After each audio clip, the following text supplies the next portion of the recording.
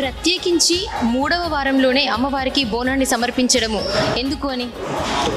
ఈ యొక్క దేవాలయంలో గత 220 సంవత్సరాల నుంచి కూడా ఆచారం వస్తున్నది. ఆషాఢ మాసంలో మొట్టమొదటి ఆదివారం రోజు ఈ యొక్క బోనాలు కార్యక్రమం కొంతమంది చేస్తారు. అదే రోజు అమ్మవారి ఎదుర్కోలు తీసుకురావటం.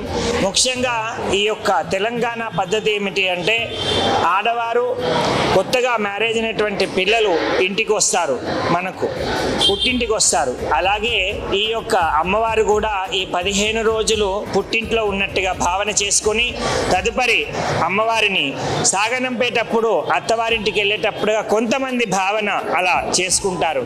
కాబట్టి ఈ యొక్క ఆషాఢ మాసంలో ఆడవారికి ప్రత్యేకంగా కాబట్టి అమ్మవారికి కూడా ప్రత్యేకత చూపిస్తూ మన యొక్క తెలంగాణ సాంప్రదాయాలకు, తెలంగాణకు ఉండేటటువంటి ముఖ్యమైన పండుగలలో ఈ యొక్క జాతర అనేటటువంటిది చిన్న వయసు నుంచి పెద్ద వయసు వరకు కూడా ప్రతి ఒక్కరు కూడా ఎంతో ఆనందంగా పాల్గొనేటటువంటి ఈ యొక్క జాతర మహోత్సవం కాబట్టి ఈ యొక్క ఆషాఢ మాసంలో చేయటం జరుగుతుంది.